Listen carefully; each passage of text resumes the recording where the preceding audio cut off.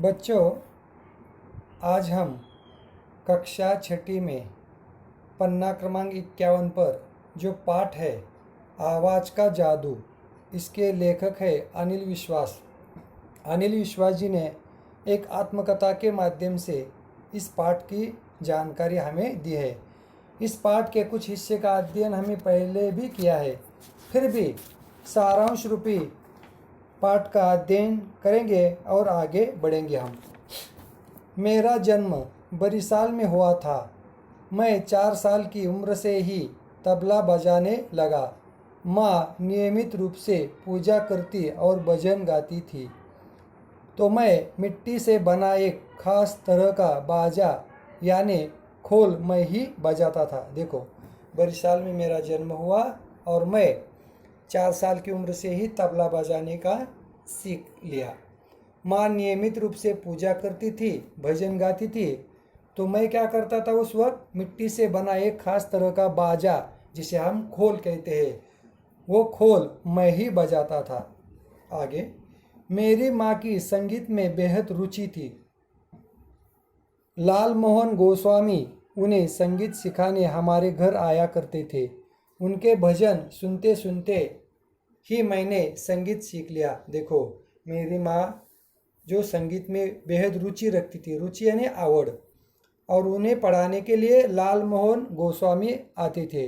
उन्हीं से माँ ने और मैंने संगीत सीखा, क्योंकि वो हमेशा हमें संगीत सिखाने घर आया करते थे। उन्हीं से हमने क्या सीखे, भजन सुनते सुनते मैंने उसके साथ संगीत भी सीख लिया। बचपन में मैंने शैतानियाँ बहुत की, यानी बचपन में मैं तरह तरह की शैतानियाँ करता था। खासकर अमावस की रात हमारे लिए शैतानियों की रात होती थी। देखो, अमावस की रात में क्या होता है, अंधेरा होता है। उस वक्त हम क्या करते थे, मेरे और मेरे दोस्त मिलकर हम क्या करते थे, उस रात हम तरह तरह की शैतानियाँ करते थे। और हमारी टोली दिन में क्या लेना है, कहाँ जाना है, इसे टोह लेती थी। टोह लेना यानी खोज करना, पता लगाना, किसके बगीचे में फल ज़्यादा है। फिर रात में सब मिलकर वहाँ धावा बोलते थे, यानी दिन में देखकर रात में वहाँ पे क्या किया जाता था, धावा बोलना। धावा बोलना यानी आक्रमण करना उस पर।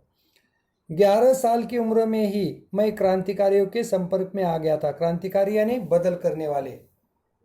लेखक 11 साल की उम्र में ही क्रांतिकारियों के संपर्क में आ गए थे।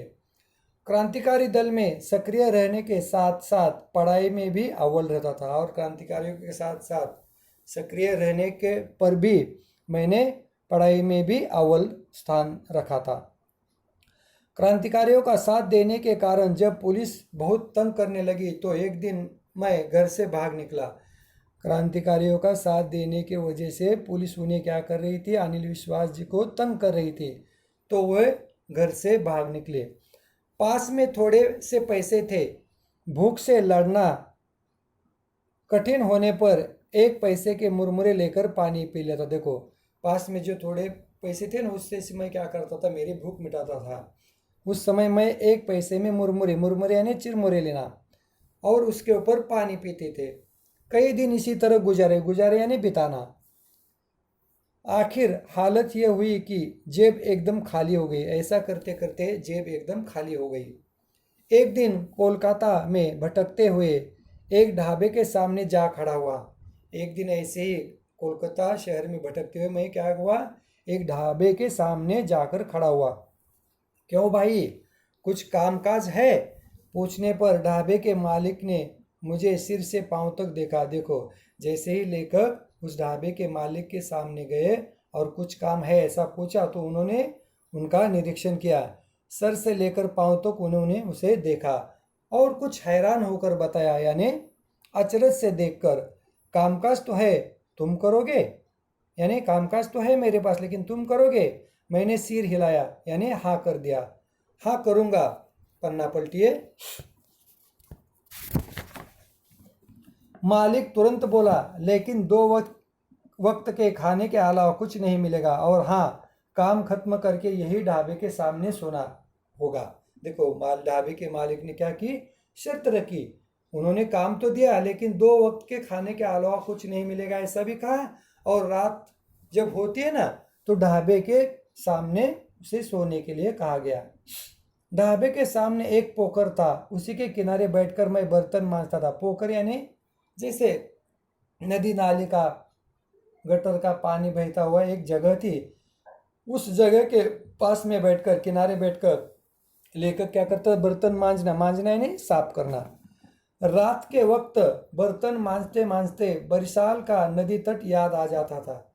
ऐसा काम करते समय उन्हें जिस गांव में लेखक का जन्म हुआ था ना, बरिसाल में, उस बरिसाल में नदी का जो तट था यानी किनारा, उन्हें याद आता जाता जब उस पोखर के पास बैठकर वो बर्तन साफ करते थे उस वक्त। तब मैं अपनी किसान वाली आवाज़ में गाना शुरू कर देता। और ऐसा करते वो क्या करते थे, अपनी किसान वाली यानी बड़ी आवाज़ में वो क्या करते थे, गाना शुरू कर देते थे। एक दिन एक व्यक्ति ने मुझसे पूछा, रात के वक्त पोखर के किनारे बैठकर तुम ही गाते हो? यानी उनकी आवाज़ सुनकर एक व्यक्ति ने पूछा कि रात के वक्त पोखर के किनारे बैठकर तुम ही गाते हो? वो व्यक्ति कौन था? उनका नाम है, वह जादूगर मनोरंजन सरकार थे, जो ढाबे के स्थायी ग्राहक थे। मनोरंजन सरकार उनका नाम था। और जिस ढाबे पर लेखक काम कर रहे थे, अनिल काम कर रहे थे, उसी ढाबे में वे स्थायी ग्राहक थे। स्थायी यानी हमेशा खाना खाने के लिए आते थे। उन्होंने बताया, मेरे एक मित्र है, सामने वाली कोठी में रहते हैं, वही पूछ रहे थे, कह रहे थे कि कोई लड़का वहाँ बहुत उदास स्वर में गाता रहता है, उन्होंने तुम्हें गाते हुए सुना है, और वो सामने वाली कोठी में रहते हैं, और वही तुम्हारे बारे में पूछ रहे थे कि कोई लड़का वहाँ बहुत उदास स्वर में गाता है। वे तुम्हारा गाना सुनने के लिए हर रोज बरामदे में कुर्सी डालकर बैठ जाते। बरामदा यानी गैलरी में बैठकर लेखक का वो क्या करते थे, गाना सुनते थे। एक दिन खाना खाने के बाद मनोरंजन बाबू ने पूछा, एक महफिल होने वाली है, अनिल वहाँ चलेगा मेरे साथ?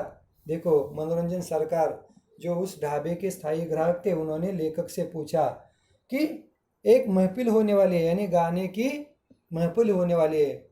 गाने की महफिल यानी गाना गाने का कार्यक्रम होने वाला है, अनिल वहाँ चलेगा मेरे साथ? तू मेरे साथ चलेगा?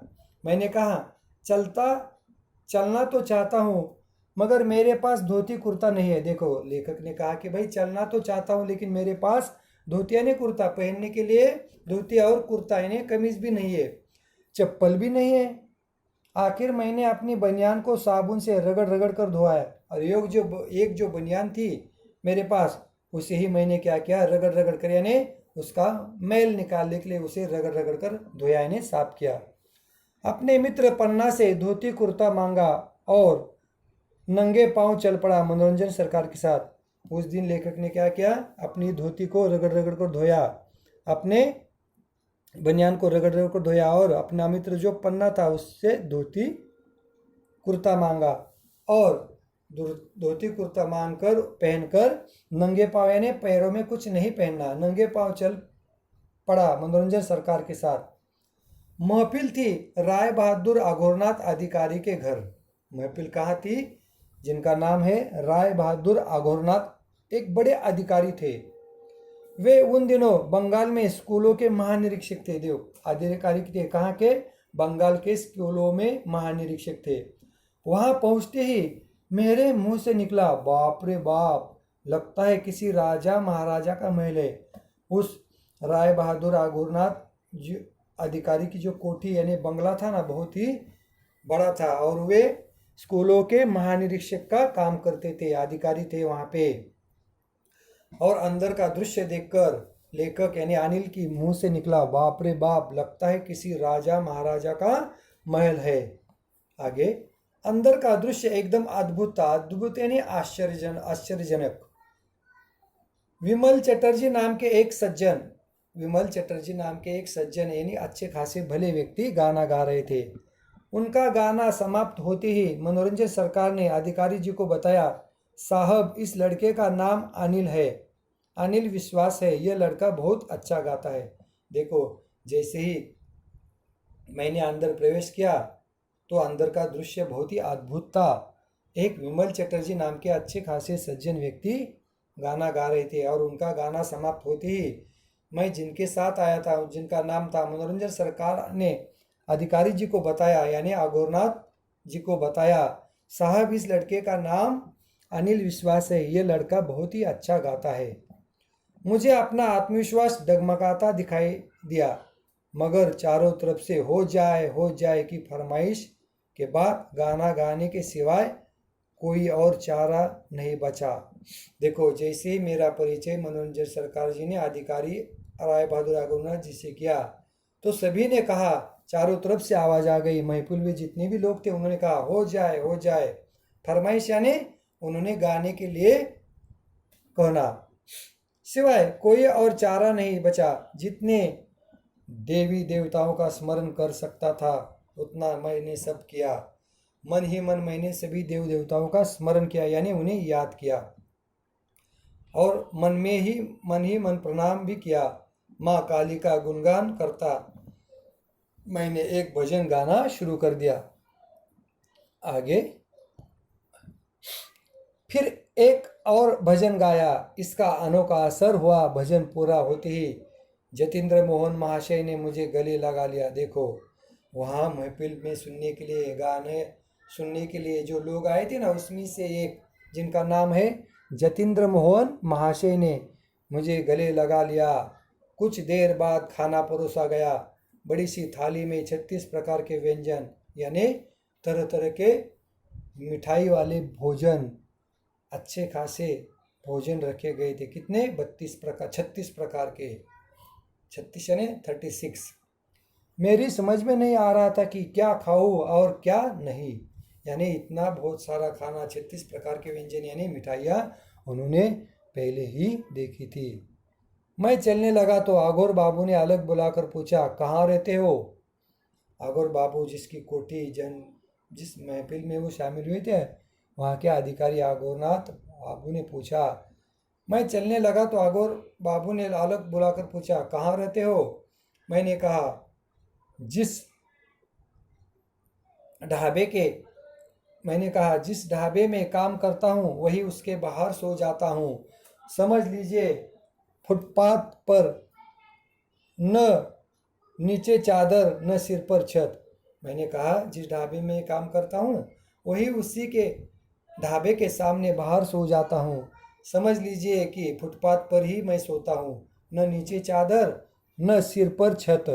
देख रहे हैं ना, मेरे पैरों में चप्पल भी नहीं है। मैंने मेरा वर्णन किया कि मैं क्या करता हूँ, क्या नहीं, मेरे पास क्या है क्या नहीं है, ऐसा। उन्होंने प्यार से कहा, तुम्हारे गायन से मैं प्रभावित हुआ हूँ। प्रभावित होना यानी असर होना। उस लड़के के यानी अनिल विश्वास जी के गाने का अघोरनाथ जी पर क्या हुआ? प्रभाव हुआ, असर हुआ। तुम ऐसा करो, हमारे घर आ जाओ। तुम ऐसा करो, हमारे घर आ जाओ। ऊपर बरसाती में तुम्हारे रहने की व्यवस्था कर दूंगा। ऊपर की जो एक रूम है ना, जहाँ बरसात का पानी उस रूम के सामने गिरता है, ऊपर बरसाती में तुम्हारे रहने की व्यवस्था कर दूंगा। वहाँ पे एक रूम है, वहाँ पे तुम रहना। मेरे दिमाग में कितने ही विचार बिजली की तरह कौंध आ गए, यानी ऐसा कहते ही मेरे दिमाग में तरह तरह के विचार बिजली की तरह कौंध गए ने एक के बाद एक आना। मैंने तपक से पूछा, तपक से यानी झट से, मुझे काम क्या करना पड़ेगा? उन्होंने कहा, तुम्हारे स्वाभिमान को मैं ठेस नहीं पहुंचाऊंगा। तो अघोरनाथ जी ने कहा कि भाई, तुम्हारा जो स्वाभिमान है, तुम्हारा जो आत्मसम्मान है, उसे मैं ठेस यानी चोट नहीं पहुंचाऊंगा। यहाँ रहने और खाने के बदले तुम्हें 2 काम करने होंगे। यहाँ रहने और खाने के बदले में 2 काम करने होंगे। मैं उनकी तरफ देखता रहा। अघोर बाबू ने आगे बताया, मेरा बेटा ढाका में पोस्ट मास्टर जनरल है। देखो, उन्होंने कहा कि मेरा बेटा ढाका में यानी बांग्लादेश में, जो ढाका बांग्लादेश की राजधानी है, वहाँ पे ढाका में पोस्ट मास्टर जनरल है। उसके बच्चे मेरे पास रहते हैं, एक पोता और एक पोती। लड़का जो होता है उसे पोता कहा जाता है और लड़की होती है उसे पोती कहा जाता है। एक पोता और एक पोती दोनों छोटे हैं। तुम्हारा काम होगा सवेरे कुछ समय के लिए उन्हें अक्षर ज्ञान कराना। तुम्हारा काम होगा सवेरे और उसके बाद तुम क्या करना, उन्हें अक्षर ज्ञान करना, यानी उन्हें अच्छी तरह से पढ़ाना। और दूसरा काम मैंने पूछा तो उन्होंने कहा, हाँ शाम को मुझे दो एक भक्ति गीत सुना दिया करना। शाम को मुझे क्या करना, एक भक्ति गीत सुना दिया करना। फिर प्यार से मेरे सिर पर हाथ रखते हुए मनोरंजन बाबू से बोले, फिर उन्होंने बड़े प्यार से मेरे सिर पर हाथ रखते हुए मनोरंजन बाबू से बोले, उस ढाबे के मालिक को बता देना, मैं कह रहा हूँ उस ढाबे के मालिक को बता देना कि कल से ये लड़का ढाबे में काम नहीं करेगा। कल से ये लड़का ढाबे में काम नहीं करेगा। इस तरह से इस पाठ का यानी अनिल विश्वास जी के आत्मकथात्मक पाठ का यहाँ पे समारोप होता है।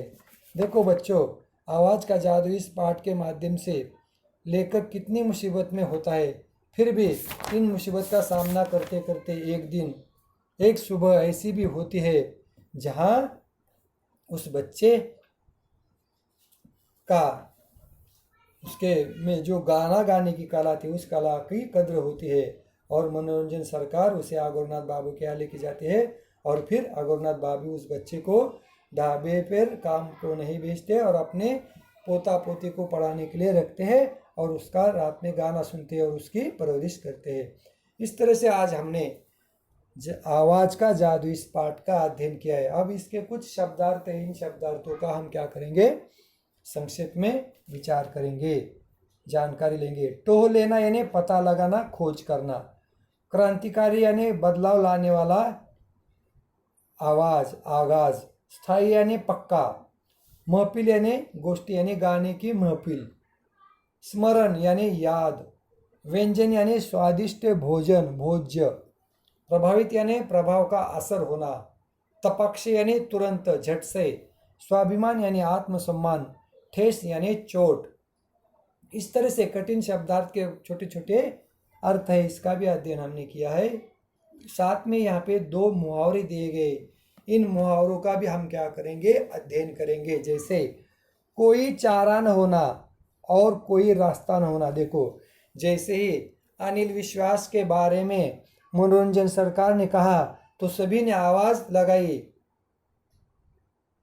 हो जाए। तो अनिल के पास कोई चारा नहीं बचा और कोई रास्ता भी नहीं था, वहाँ पे उन्हें गाना ही पड़ा। कोई चारा न होना यानी कोई रास्ता न होना, गाने के सिवाय उसके पास दूसरा रास्ता कोई न होना। बिजली की तरह कौंधना यानी बहुत तेजी से विचार आना। बिजली की तरह कौंधना यानी बहुत तेजी से विचार आना। जैसे ही आगोरनाथ बाबूजी ने कहा कि तुम कल से मेरे घर आकर पोता पोती को अक्षर ज्ञान कराना, तो उसके बाद मेरे मस्तिष्क में बिजली की तरह एक के बाद एक बहुत तेजी से विचार आए। बिजली की तरह कौन यानी बहुत तेजी से विचार आना। जैसे आगोरनाथ बाबू ने मुझे घर बुलाया तो मेरे मस्तिष्क में एक के बाद एक तरह तरह के विचार आने लगे। इस तरह से हमने आवाज़ का जादू इस पाठ का अध्ययन किया। यहाँ पर रुकते हैं हम। धन्यवाद।